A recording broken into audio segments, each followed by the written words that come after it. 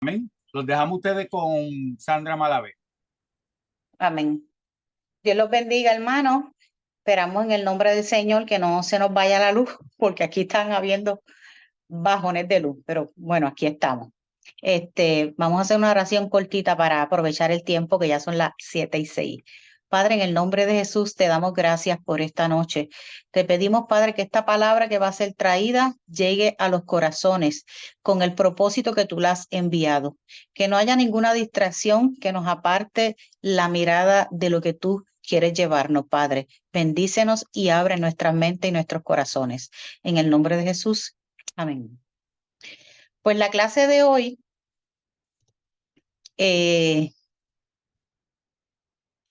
está en Juan, capítulo 9, del 35 al 41 y el capítulo 10 del 1 al 42. Y los 4 puntos que vamos a tocar son la ceguera espiritual, la parábola del redil, Jesús, el buen pastor, y los judíos rechazan a Jesús. Déjeme por aquí. Ok. Desde el capítulo 1, desde que estamos estudiando el libro de Juan, Juan lo que ha hecho es revelar la identidad de Jesús. Cuando Juan empieza, que dice: en el principio era el verbo, en otras palabras, el creador. Él fue, es y siempre será el Señor de todo lo que existe. Pero luego ese creador se hizo parte de la creación, tomando forma humana y viniendo a la tierra a través de su Hijo. Juan nos presenta en todo su libro al Cristo encarnado, que se hizo hombre, tomó forma humana. No su biografía, Juan no quiso hablar de su biografía ni de su genealogía. Juan lo que nos está presentando es al Cristo encarnado. Ese Cristo que por amor vino a salvar a la humanidad para darle vida eterna. Por eso es que Él es la palabra, el verbo, el Mesías. Por eso Juan escogió solamente 8 señales que prueban esa naturaleza divina. Le dio importancia a esas 8 señales o milagros. Que Jesús es el Hijo de Dios, enviado del cielo y la única fuente de vida eterna. Desde el capítulo 5 de Juan, capítulo 5, el versículo 16, ahí comienza la oposición al ministerio de Jesús. Y esto lo vamos a ver hasta el capítulo 12, el versículo 50, por ahí más o menos. En la clase anterior se había discutido que el ciego que Jesús había sanado lo llevaron a los fariseos para interrogarlos de cómo había recibido la vista, porque todavía ellos no creían cómo había recibido la vista. Y decían los fariseos que el que lo había sanado no podía proceder de Dios. ¿Por qué? Porque lo sanó el día de reposo. Y porque no guardó el día de reposo. O sea, lo consideraban un pecador por sanar el día de reposo. Recuerden que ellos se están dejando llevar por la ley mosaica, la ley de Moisés.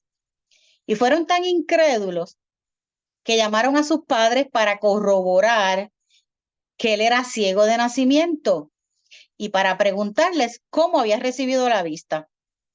Pero los padres fueron bastante astutos porque sabían que si declaraban que lo había hecho el Mesías o el Hijo de Dios, lo iban a expulsar de la sinagoga. Y su respuesta bien sabia fue: pues pregúntenselo a él, que está bastante grandecito. Edad él tiene ya para contestarles. Y ellos, pues, ¿verdad? Se quitaron una carga de encima para que no lo fueran a expulsar a ellos también. Entonces, ellos volvieron a llamar al ciego y le preguntan nuevamente cómo había sido sanado. Y lo expulsaron también porque el ciego realmente les dio una respuesta que los confrontó. Y el ciego le dice: a mí me sanó y ustedes no saben de dónde proviene.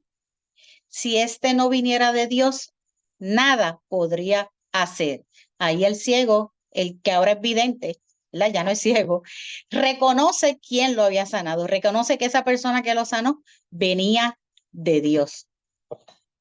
En Juan 9, los que tengan su Biblia ahí, ¿verdad? Pues sigan la lectura según se vaya explicando. En Juan 9, del 35 al 41, habla de una ceguera espiritual. Jesús se entera de que el ciego que él sanó, lo habían expulsado de la sinagoga.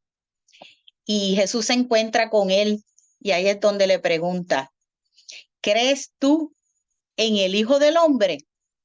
Hay otras versiones que dicen el Hijo de Dios. Jesús muchas veces se llamó el Hijo del Hombre. Es un título que él empleaba para referirse a sí mismo en su humanidad. Y Jesús no le dice, ¿crees tú en mí? ¿Por qué? Porque el ciego nunca había visto a Jesús, pero sí había escuchado hablar de él. Por eso le dice, ¿crees tú en el Hijo del Hombre? Las personas sabían por las profecías que iba a venir un Mesías, el Hijo de Dios, pero el ciego no sabía quién era Jesús. En el versículo 36, el ciego le dice, bueno, el ciego, pero le seguimos diciendo el ciego, pero ya no es ciego. El vidente, vamos a llamarle vidente ahora, porque el pobre ya no es ciego. Dice, ¿quién es Señor? Quiero creer en Él. Esto denota un anhelo de conocerle. Y en el versículo 37, Jesús le contesta, ya le has visto y está hablando contigo. ¿Qué pasó en ese momento? En ese momento fueron abiertos sus ojos espirituales. Aquí no solamente él recibió la vista física, sino que en ese momento se abrieron sus ojos espirituales porque él se encontró con el Hijo de Dios, se encontró con Jesús y lo conoció en ese momento. Y él recibió la vista física y la espiritual, porque primero reconoció a Jesús. Él había reconocido a Jesús, decía, pues sería un profeta, pero luego ahora lo reconoce como su Señor. Esto me acuerda, como dice en Job 42:5, de oídas te había oído, pero ahora mis ojos te ven. En ese momento, él vio a Jesucristo, lo conoció como Señor, no porque lo vio físicamente, sino porque lo conoció como Señor. Y así nosotros, ¿verdad? Debemos no solamente escuchar y conocer a Dios de oídas, de lo que oímos en el culto, de lo que oímos por ahí, sino que lo experimentemos de cerca, conociéndolo personalmente. Y dice en el versículo 38 que él creyó y le adoró. Aquí vemos un acto de fe, porque en ese momento él creyó y dice que le adoró. Dice, algunos manuscritos no dicen que dice sí creo, sino que solamente le adoró. Pero como quiera, lo dijera o no lo dijera, sí le adoró. Le adoró porque creyó en él. Y así mismo es en nuestra vida también. Cuanto más nosotros caminamos con Jesús, comprendemos mejor quién es él. Por eso en 2 de Pedro 3:18, Pedro nos exhorta a crecer en la gracia y el conocimiento de nuestro Señor y Salvador Jesucristo. Nosotros tenemos que crecer cada día en la gracia y el conocimiento de nuestro Señor Jesucristo. Y de la única forma que crecemos, hermano, es a través de la palabra, escudriñando la palabra. Cada vez que uno escudriña la palabra, encuentra algo nuevo.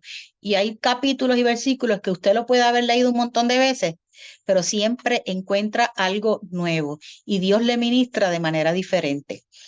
Y no podemos estar, como dice la palabra, todavía tomando leche. Tenemos que comer carne, nutrirnos de carne y de viandas, de cosas duras. O sea que tenemos que escudriñar la palabra a profundidad. En el versículo 39, Jesús le explica que Él ha venido a este mundo para hacer justicia. Ustedes saben pues que la venida de Jesús fue profetizada.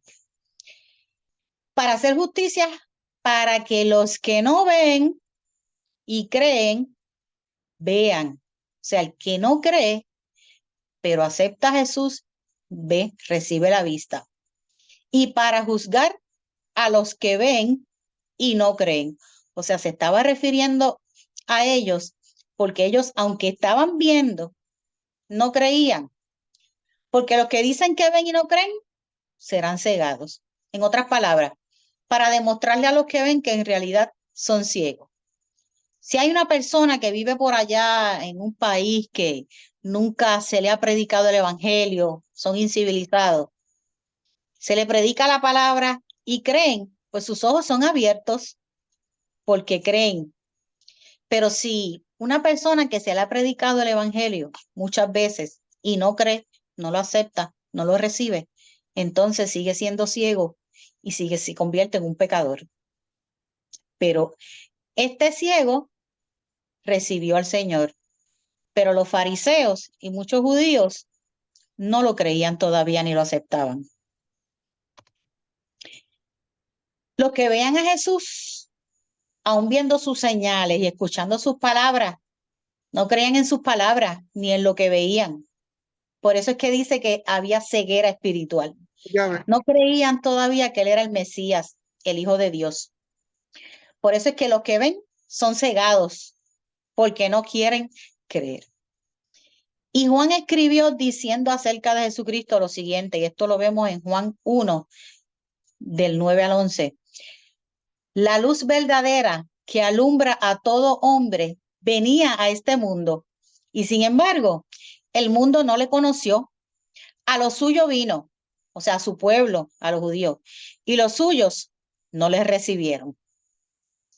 Y en el versículo 40 al 41, los fariseos que estaban por allí cerca, porque ustedes saben que ellos estaban por allí siempre merodeando, buscando el momento para coger a Jesús y confrontarlo y decir, ah, mira, estás blasfemando, estás diciendo esto equivocadamente.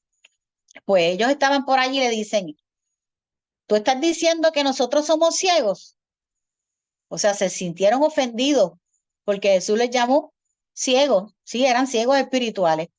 A lo que Jesús le contesta, si ustedes fueran ciegos, no tendrían culpa de sus pecados. O sea, si nunca hubieran escuchado la palabra, si nunca hubieran escuchado lo que Jesús dijo, entonces no tendrían culpa de sus pecados.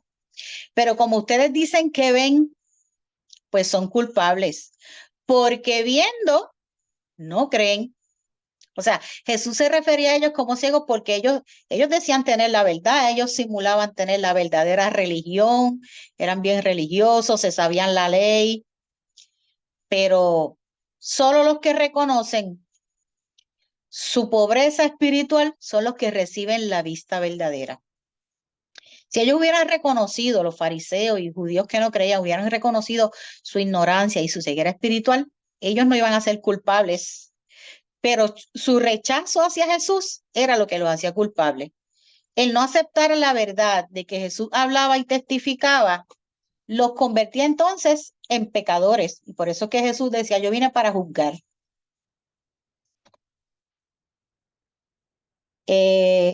Vamos entonces al capítulo 10 del 1 al 6, la parábola del redil. Búsquelo ahí en su Biblia, ¿verdad? Para que lo vaya leyendo. En los días de Jesús, cada ciudad tenía puertas. No es como ahora, ¿verdad? Usted va para el pueblo de Mayagüez, para el de San Juan, no hay puertas. Pero en los días de Jesús, cada ciudad tenía puertas. Y eso garantizaba la seguridad. Para llegar a esa ciudad, tenías que entrar por allí, por esa puerta. Y también esas puertas eran lugares de reunión, de cultura, se celebraban muchas actividades de comercio. Y en los versículos 1 al 6, Jesús explica el contraste que existe entre un pastor y un ladrón, y vamos a ver el porqué de la puerta, ¿verdad? Revelando las intenciones del corazón. Jesús habla literalmente de una puerta por donde entraba el pastor de las ovejas al redil. El redil es ese albergue donde se guardaban las ovejas durante la noche. Y solamente tenía una puerta, porque quien único entraba era el pastor.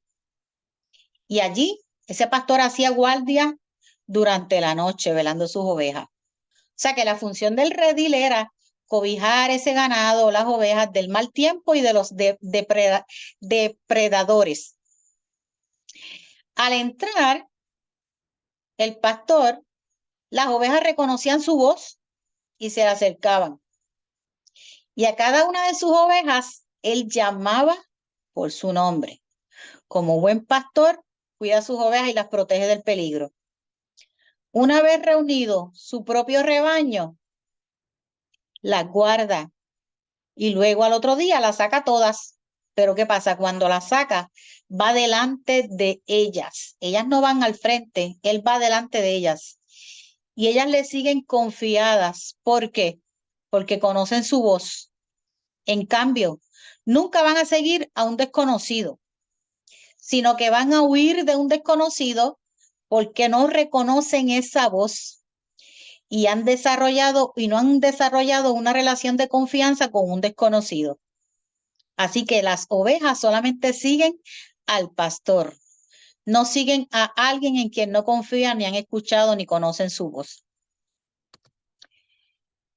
Les voy a leer algunas características de las ovejas porque yo sé que ustedes se van a identificar con esto también. Las ovejas es un animal manso, dócil. Es un animal que no pelea, no lastima, no golpea a otros animales o seres vivos. No tiene maldad. La oveja es obediente. La oveja tiene también la capacidad de ser bien alerta. Y ella reacciona ante el peligro, pero no es que va a atacar. Ella reacciona, pero no se puede defender. Pero la oveja también tiene una visión panorámica. Ella puede supervisar todo lo que está en su entorno para detectar si hay peligro.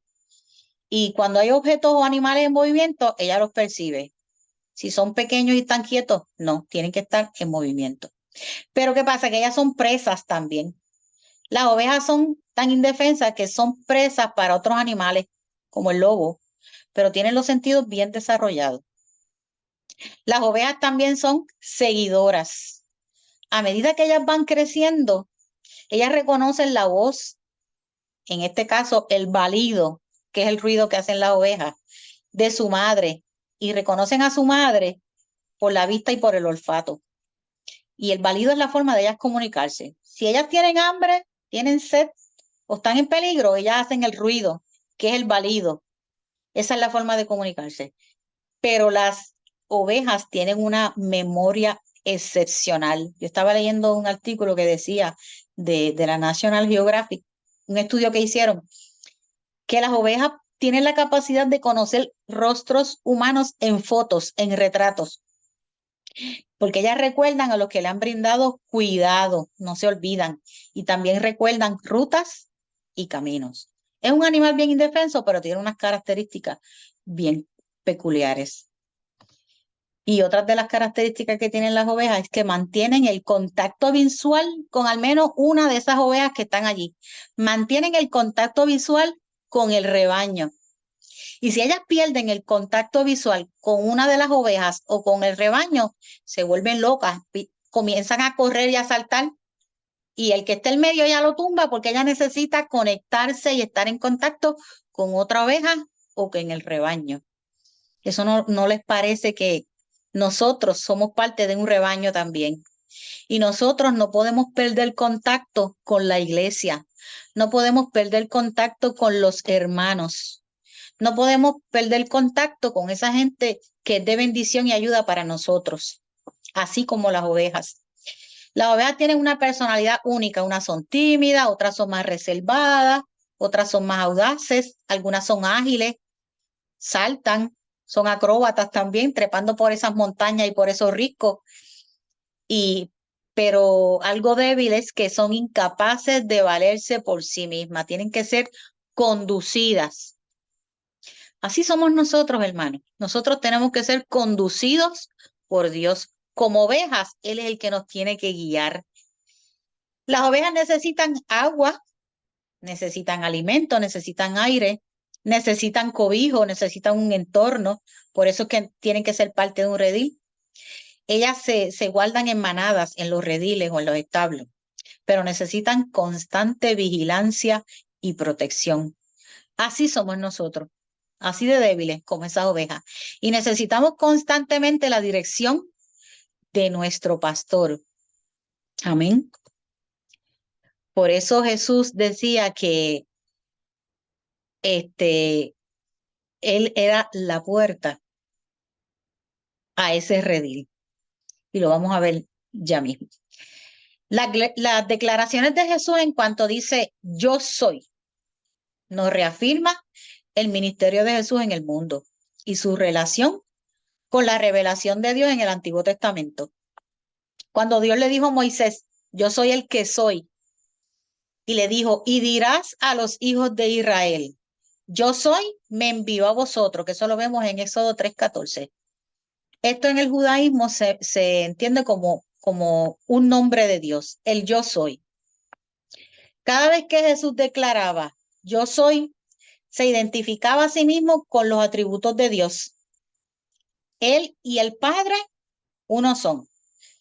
Jesús se describió a sí mismo con nombres en la Biblia de acuerdo con la función a la que él iba a desempeñar. Por eso es que algunos de estos nombres hacían referencia a las promesas en el Antiguo Testamento acerca del Mesías. Y otros nombres también, él los utilizaba, servían de ayuda para que la gente comprendiera qué era lo que él quería enseñar. Por ejemplo, aquí está hablando del pastor y las ovejas. En el Antiguo Testamento se destacaba constantemente la relación que había entre el pastor y la oveja.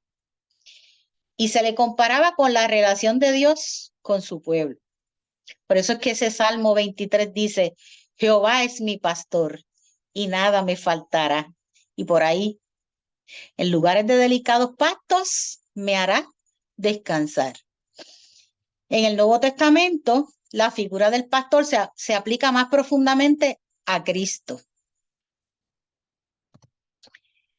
Vamos a ver en los otros estudios, en Juan 6:35, vimos el primer yo soy de Jesús, que Jesús dijo, yo soy el pan de vida. Hermanos, y mire esto, Jesús dijo esto después que ¿qué?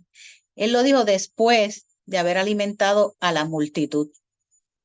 Y esto contrasta con lo que Moisés hizo por sus antepasados con el maná en el desierto. O sea que se refiere a la función aquí, yo soy el pan de vida, como el dador de la vida. Él es la única fuente de vida eterna. El segundo yo soy que vimos estaba en Juan 8:12, que ya se discutió también. Yo soy la luz del mundo. Y esto, curiosamente lo dijo antes, él dijo esto antes, según el libro de Juan, de sanar al ciego de nacimiento. O sea, él demostró con hechos lo que decía. La luz se refiere a la verdad espiritual. No solamente que curó a los ciegos, sino que también los llevó a conocer una verdad espiritual. Y el tercer yo soy de Jesús lo vamos a ver aquí en Juan 10:7. Y dice, yo soy la puerta de las ovejas. Aquí Jesús se da un título, ¿verdad? Un poco diferente, porque primero dijo, yo soy el pan de vida. O sea, el que viene a mí no tendrá necesidad de nada. Yo soy la luz del mundo. Yo voy a alumbrar y te voy a dar conocimiento. Pero aquí dice, yo soy la puerta de las ovejas. Jesús es la única entrada al reino de Dios. Ese lugar es un lugar donde podemos estar seguros y confiados. Según el único que entraba al redil era el pastor, el único que es la puerta para nosotros poder entrar es a través de Jesucristo. En el versículo 7-8, Jesús afirma que Él es el Cristo, la única entrada que tenemos al Padre. Esa es la única entrada que tenemos al Padre. Todos los demás que pretenden venir en su nombre, como dicen los versículos, son ladrones, salteadores, usurpadores. Jesús se refería ahí a los falsos mesías que vinieron antes que Jesús y los que predicaban falsas doctrinas, tratando de descarriar a la gente y robarles el regalo de la salvación que él le había ofrecido y la vida eterna. Pero hay ovejas que no le escucharon. ¿Por qué? Porque hay ovejas que saben y reconocen su voz, lo escuchan y lo siguen. Pero hay otras ovejas que no escuchan su voz. porque no lo reconocen, no lo conocen. Ahora vamos al Juan 10, el versículo 9. Dice, yo soy la puerta. El que por mí entrare será salvo, y entrará y saldrá y hallará pastos. El pastor lleva las ovejas, las recoge, al otro día las saca, o sea, ellas entran y salen. Él las saca ¿para qué? Para pastorearlas, para alimentarlas, para llevarlas a comer, a refrescarse, a tomar agua. Pero es solo a través de Jesús que se encuentra la gracia, la salvación. Hay una sola puerta, no hay ninguna otra. Solamente a través de Jesús es que encontramos la salvación. Por eso es que Él es el buen pastor. Jesús es la respuesta a todas las necesidades humanas, a todas, hermano. Si la gente supiera que de la única manera que ellos pueden suplir tantas situaciones en su vida y necesidades a través de Jesucristo, que muchos problemas se evitarían en la vida. Jesús no solo da vida, sino que Él es nuestro paso a la vida. Él es la puerta de la salvación para la humanidad. En el versículo 10 vemos que el propósito del maligno, ¿cuál ha sido siempre? Hurtar, matar y destruir. Igual que cuando alguien trata de entrar al redil de manera equivocada, el pastor rápido sale en defensa para defender a sus ovejas. El ladrón, aquí Jesús hace un contrasta al ladrón, que es el que quita la vida, con Jesús, que es el que da la vida. El mensaje de Cristo fue bien claro. ¿Cuál fue el mensaje? Que la humanidad salga de su pecado, que pase de muerte a vida. El plan de Dios siempre ha sido que el hombre tenga una vida próspera en todos los sentidos, no solamente espiritualmente, sino materialmente también y en otras áreas de su vida, profesionalmente. Dios cuando se presenta a nosotros viene con el paquete completo y nos prospera en todos los sentidos. Pero las enseñanzas que se basan en otra cosa son completamente falsas.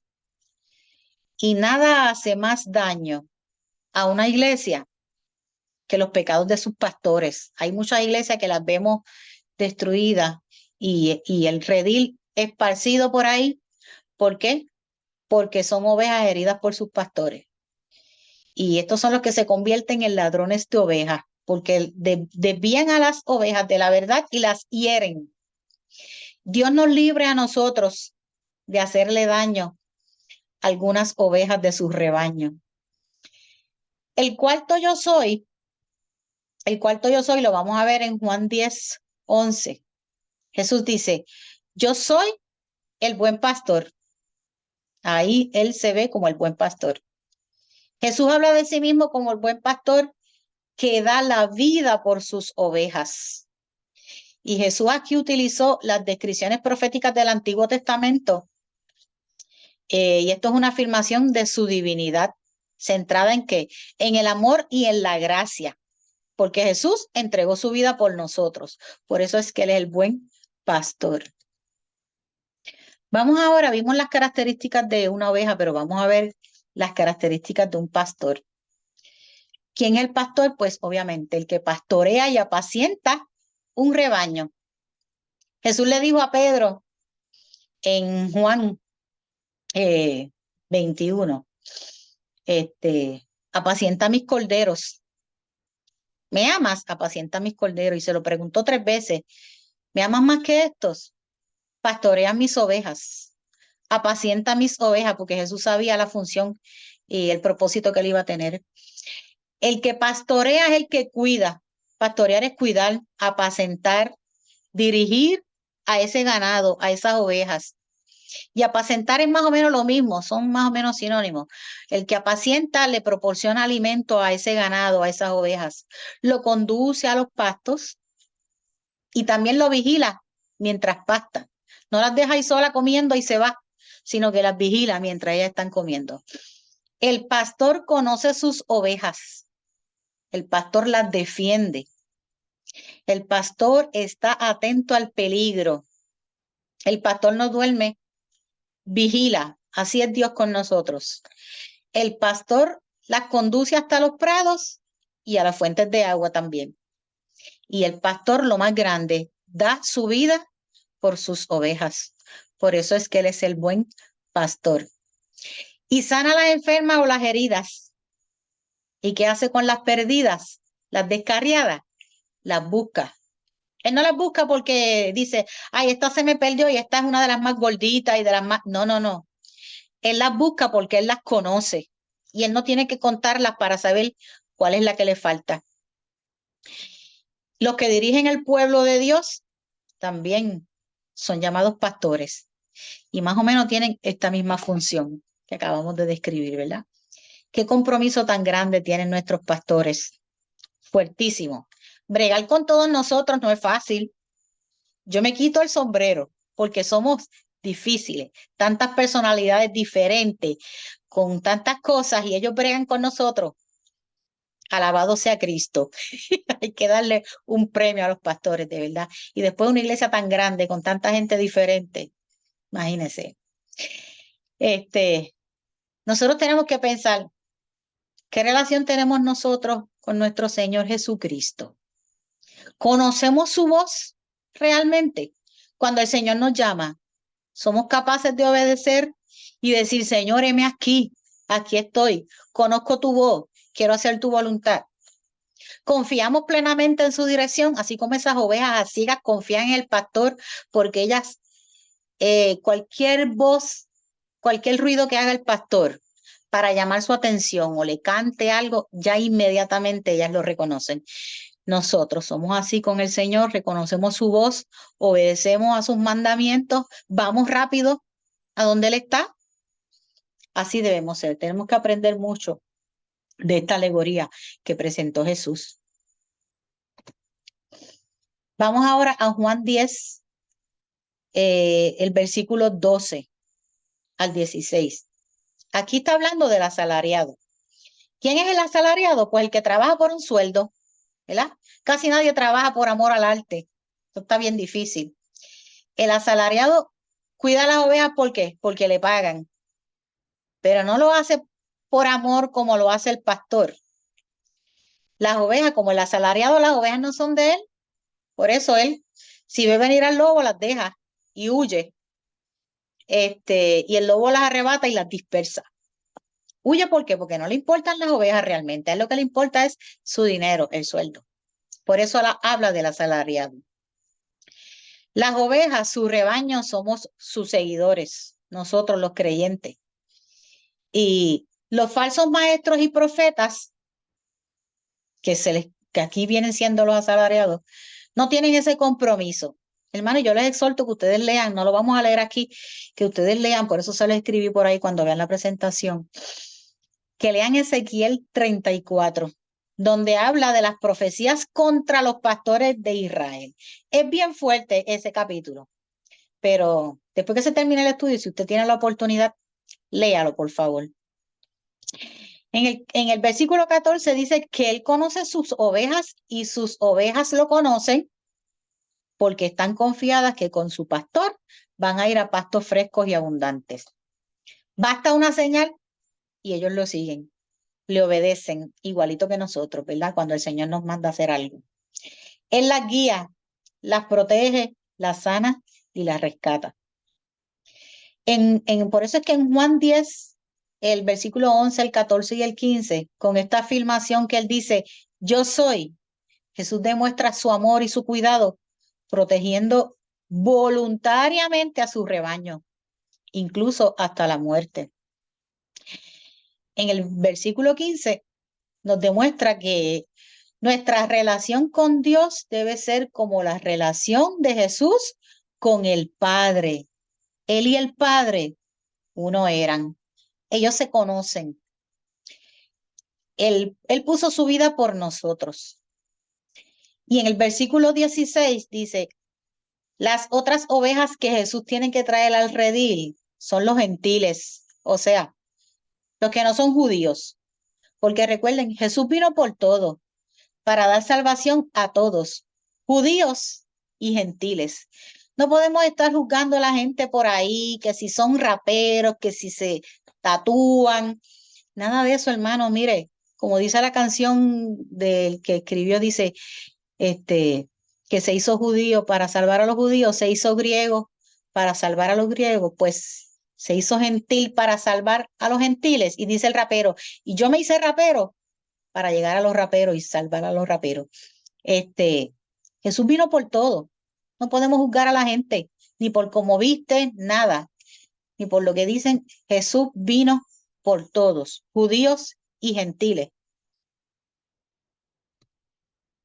En el versículo 17 al 18, Jesús expresa que el Padre le ama porque sacrificó su vida, la de su Hijo, pero para luego tomarla de nuevo. O sea que la muerte y la resurrección de Jesús ya eran parte del plan de Dios para la salvación del mundo y estaban totalmente bajo su control.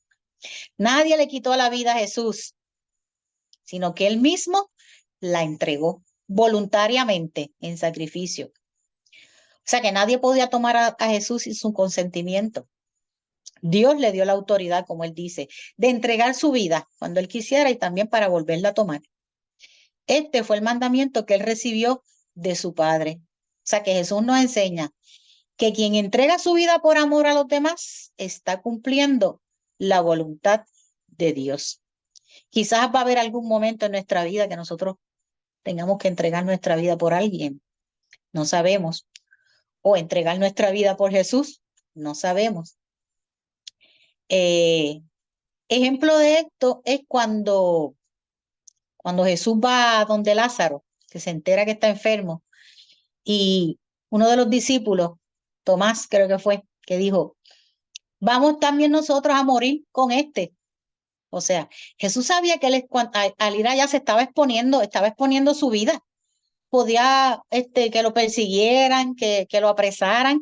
Él estaba exponiéndose, pero no le importaba porque él sabía que él iba a dar su vida por nosotros. En el versículo 19 al 21, cuando la gente escuchó estas cosas, ¿qué pasó? Se volvieron a dividir en cuanto a su opinión sobre Jesús. Unos decían, está loco, está endemoniado. Otros decían, pero es que un demonio no puede abrir los ojos de los ciegos. O sea, ellos mismos se contradecían entre ellos mismos. Pero si Jesús hubiera sido un hombre común y corriente realmente, entonces las afirmaciones de que él era Dios lo hubieran catalogado como loco de verdad. Pero él no era un hombre común y corriente. Las señales demostraban que él decía la verdad. Nuevamente, ¿qué pasó? Hubo división en la gente. Unos se oponían, otros creían, etc. Jesús siempre fue causa de división. En el versículo 22, vamos ahora al capítulo 10, versículo 22. Los judíos rechazan a Jesús. En el versículo, ay, se me fue. Deme un momento, hermano. Se me fue. Algo pasó aquí. Ok. Se celebraba en Jerusalén la fiesta de la dedicación, conocida en hebreo como Hanukkah. Siempre había algo que celebrar a manera de recordatorio. Y en número 7 se habla de la dedicación del altar. O sea que cuando Moisés, en número 7 habla de que cuando Moisés terminó de levantar el tabernáculo y ungió todos los utensilios, los príncipes de Israel trajeron ofrendas delante de Jehová. Y Jehová le dijo a Moisés, toma todas esas ofrendas para el sacrificio del tabernáculo y se lo va a dar a los levitas. Y los príncipes de Israel se votaron trayendo ofrendas para la dedicación del altar el día en que fue ungido. Y esto es lo que está hablando en este versículo 22, la fiesta de la dedicación. Lo que es la fiesta de Hanukkah en hebreo, que no se menciona en la Biblia eso de Hanukkah, ¿verdad? Pero es una tradición completamente diferente, actual, como lo celebran los judíos. No tiene nada que ver con eso. En el versículo 23, Jesús andaba en el templo caminando por el pórtico de Salomón. Ya en otras clases habíamos hablado de los pórticos, que la gente se reunía allí, que era una galería, un pasillo cubierto de columnas, que estaba dentro de los muros del patio del templo. Pues Jesús estaba por allí. Y los judíos, como siempre, nuevamente merodeando para buscar ocasión para cogerlo. En el versículo 24, los judíos les rodean para que Jesús les confirme si él es el Cristo. Vuelven nuevamente a preguntar. Pero, hermano, los cuestionamientos de ellos no era porque ellos querían seguir a Jesús. ¿Eres tú el Cristo que te vamos a seguir? No, no era por eso. Ellos tenían la esperanza de que Jesús se proclamara el Mesías. ¿Pero qué Mesías? El Mesías que ellos estaban esperando. Un Mesías político que expulsara a los romanos. Eso era lo que ellos querían. Eso era lo que ellos querían escuchar de Jesús, pero nunca lo escucharon y nunca lo iban a escuchar. Y en el versículo 25 al 29, Jesús decía, yo les he dicho que las obras que hago en nombre de mi Padre dan testimonio de mí, pero no me creen. ¿Por qué? Porque no son mis ovejas, no conocen mi voz. Como no conocen la voz del pastor, no lo pueden seguir. Pero las verdaderas ovejas, dice ahí, que aunque sufran y pasen dificultades en esta tierra, que somos nosotros, Él le ha prometido una vida eterna y nada las va a poder apartar de Él. Aquí Jesús muestra la protección a nosotros, a su pueblo, que no importa lo que vivamos, tenemos una salvación y una vida eterna. Satanás no nos puede arrebatar de su mano, solamente que nos vayamos para otro redil a escuchar otros pastores que no tienen nada que ver con la verdad. Existen muchas razones en esta vida para nosotros sentir temor aquí en la tierra, muchas razones, porque el diablo como león rugiente anda buscando a quien devorar, como dice Primera de Pedro 5:8. Pero nosotros estamos protegidos bajo su gracia, porque Él nos dio salvación y vida eterna. En el versículo 30, Jesús dice, yo y el Padre, uno somos. Esta es la declaración más clara. Se me volvió a ir esto. Okay. Esta es la declaración más clara que Jesús haya hecho de su divinidad. Yo y el Padre, uno somos. Jesús y el Padre son uno en esencia y naturaleza. Los líderes religiosos pues los querían apedrear porque las leyes decían que el que afirmara ser Dios blasfemaba y debía morir. Pero nada los persuadía de que Jesús decía la verdad. Los líderes judíos se amparaban en Levítico 24:16, que dice, y el que blasfemare en nombre de Jehová ha de ser muerto. Toda la congregación lo apedreará, así el extranjero como el natural. Si blasfemare el nombre, que muera. Por eso, en eso era que ellos se amparaban. En el versículo 32 al 33, estamos en el capítulo 10, Jesús los cuestiona sobre por cuál obra ustedes me van a apedrear. ¿Cuál de las obras que yo he hecho ustedes me van a apedrear? Y ellos le contestan, es que no te vamos a apedrear por las obras, sino te vamos a apedrear por la blasfemia de llamarte Dios. Y Jesús le responde en el 34 al 36, no está escrito en vuestra ley. Yo dije, dioses sois, y vamos a explicar eso, ¿verdad? Si llamó dioses a aquellos a quienes vino la palabra de Dios, y la escritura no puede ser quebrantada, al que el Padre santificó y envió al mundo, vosotros decís, tú blasfemas, porque dije, hijo de Dios soy. Jesús se refiere al Salmo 82:6, citándole la escritura de la ley, y le dice ahí en ese Salmo 82:6, yo dije, vosotros sois dioses y todos vosotros hijos del Altísimo. En este pasaje yo me puse a buscar lo que se refiere es a los gobernantes y a los jueces israelitas, que en un momento los llamaron, en ese momento son llamados dioses porque está hablando ahí de personas que no saben juzgar realmente y son injustos, todo eso. Y Jesús le dice, pues si Dios llamó dioses a los líderes israelitas como agentes de la revelación de Dios y de su voluntad, ¿cómo podría ser blasfemia que Jesús se llamara a sí mismo el Hijo de Dios? En otras palabras, si a las personas que recibieron el mensaje de Dios en ese momento, así se le llamó dioses, por la función que estaban ejerciendo, ¿por qué me acusan de blasfemia cuando yo digo que soy el Hijo de Dios? Al que el Padre santificó y envió. Pero Jesús se basó en la palabra. El versículo 37 al 38, Jesús le dice, si no creen por la palabra, crean por los milagros que yo he hecho, por las señales que ustedes han visto. O sea, si no creen por una cosa, deben creer por la otra, pero ni aún así. Y en el 39 al 42 tratan de arrestarlo, pero Jesús era bien intencional, hermano. Jesús no era bobo. Jesús se escapó, se fue al otro lado del Jordán, cerca de donde Juan bautizaba, y se quedó allí un tiempo. Jesús hace las cosas intencionalmente, por eso yo digo que Dios no improvisa nunca, Dios todo lo planifica. A veces nosotros sí improvisamos, pero Dios no es así. Y Jesús en ese momento también fue intencional. Trataron de arrestarlo, pero se escapó. Y se quedó allí un tiempo. Entonces los que estaban allí comentaban que Juan no había hecho tantas señales y milagros, pero que todo lo que Juan dijo de Jesús era verdad.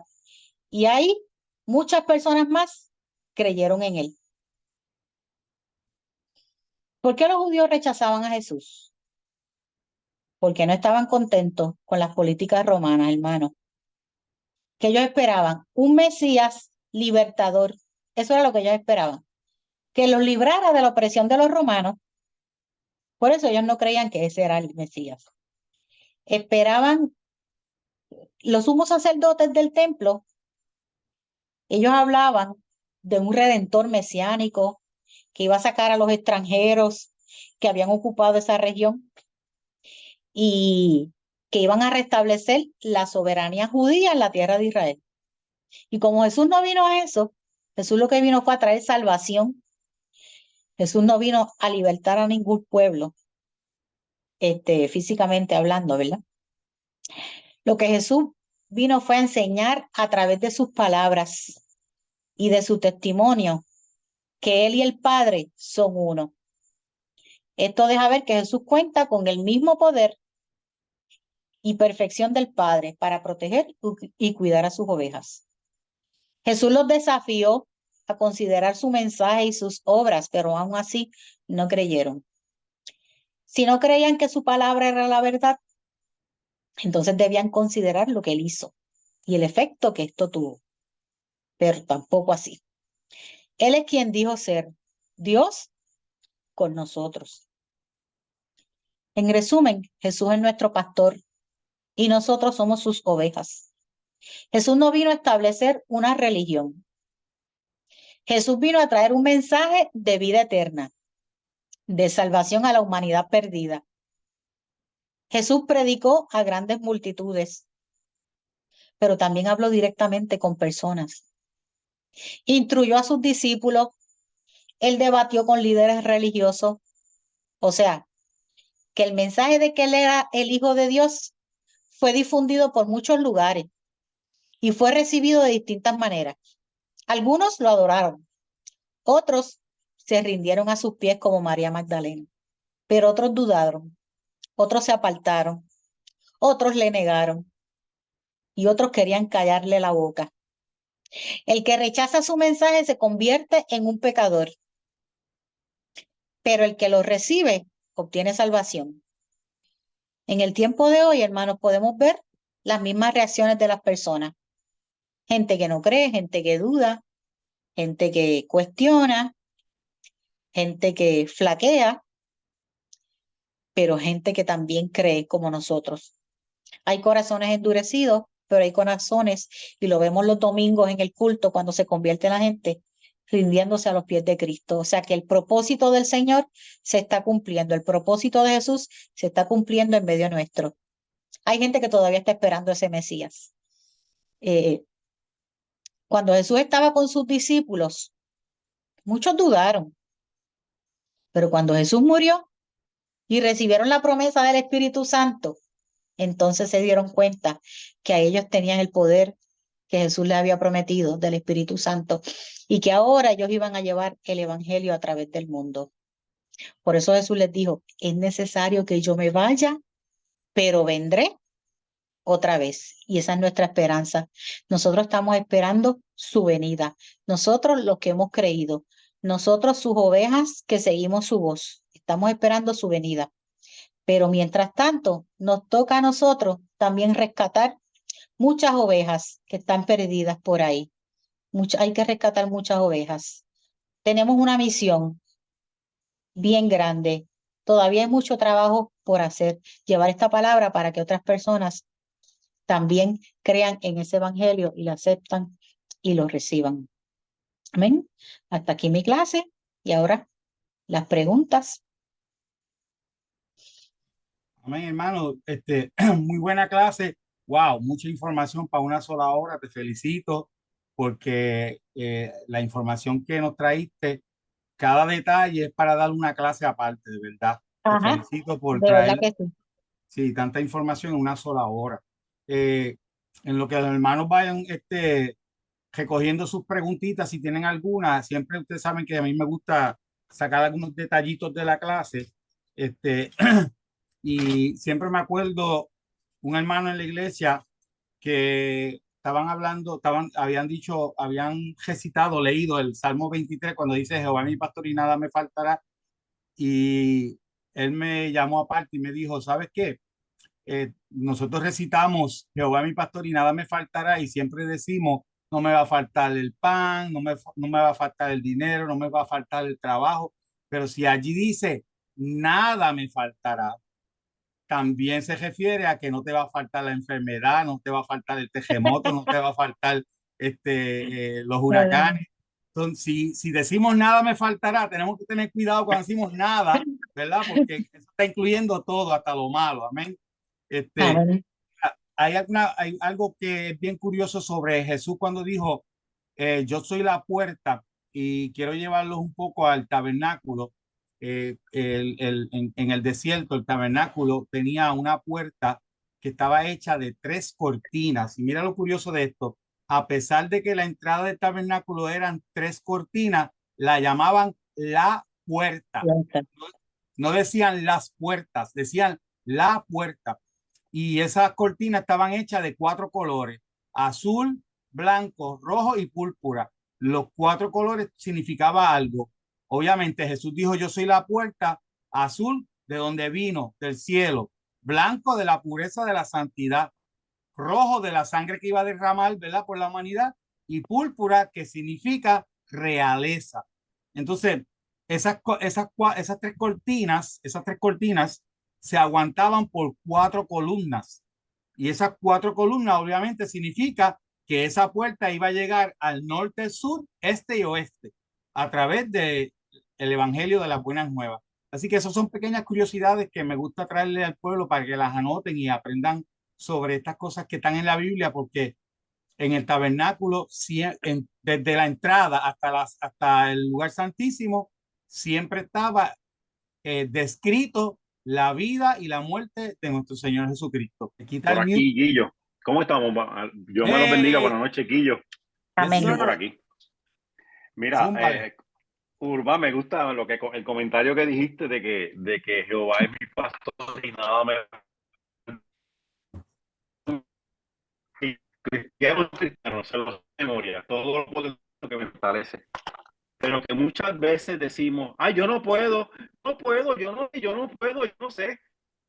Pero es que dice la Biblia que todo lo puedo en Cristo que me fortalece. Entonces, lo repites como un cliché, lo repites porque lo dice otro, o tú lo aprendiste, pero a la hora de la verdad, cualquier cosa te da la excusa, la razón para no hacer lo que Dios te está diciendo que tienes que hacer.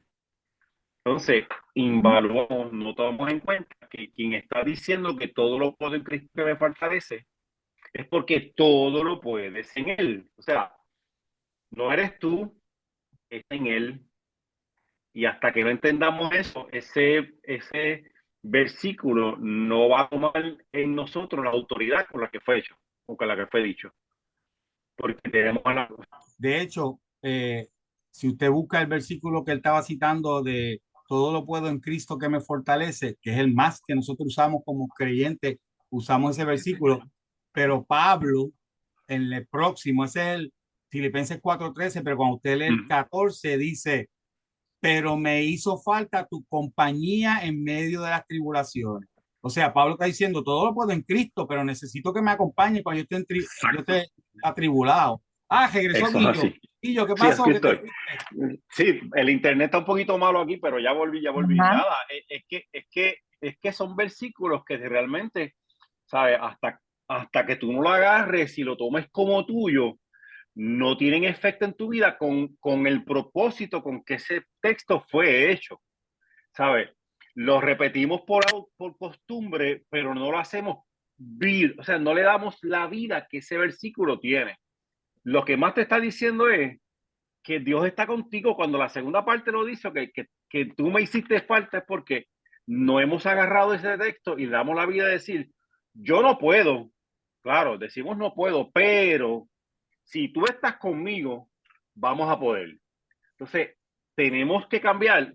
Entonces, la Biblia dice, en muchos de los textos que hablamos, pero hay un texto que dice que tenemos que transformar nuestra manera de pensar, porque aún siendo cristianos y llevamos 5 minutos o llevamos 20 años, si no cambiamos la manera de pensar, nada de lo que está escrito en este libro se hace vida en nosotros. Tenemos que esa mente comenzar a sustituir pensamientos de negativo a pensamientos positivos, pensamientos de textos que son real y vida en nuestras vidas. Y ahí es que vemos el efecto real de lo que cada uno de esos textos dice, que tendremos atribulaciones, qué bueno que vienen. Si no tienes tribulaciones, preocúpate. Eso significa que no estás en el camino. Cuando venga la tribulación es porque estás en el lugar correcto. Porque la tribulación simplemente te ayuda a fortalecer tu fe, a crecer en Dios y vas a ver la mano de Dios en el camino. Si no pasas tribulaciones, no ores pidiendo tribulación, que no vengan. Ora para que tengas la sabiduría para esa tribulación, poderla vencer. Porque siempre pedimos que no vengan. Y cuando vienen no estamos listos. Pero si pedimos sabiduría y venga una tribulación, estaremos listos para vencerla. Amén. Amén. Amén. Sandra tiene muchos comentarios bonitos aquí. Poderosa la declaración de Jesús. Yo y el Padre uno somos. Joey puso hermosa clase. Jesús se muestra como el buen pastor y está dispuesto a apacentar su rebaño. Zacarías habla sobre el pastor inútil, haciendo referencia al anticristo que hará todo lo contrario a Jesús. Excelente clase, gracias Sandra, excelente clase, bendiciones y amén, Guillermo. Ese ¿Alguien más pasaje, ese pasaje del buen pastor es uno de los pasajes que más me gusta de la Biblia, porque explica esa relación de las ovejas y el pastor, con todas las características de un pastor y todas las características de la oveja que somos nosotros y Cristo. Amén. Dios Amén. bendiga y Que gracias les a todos. bendiga. Bendiciones.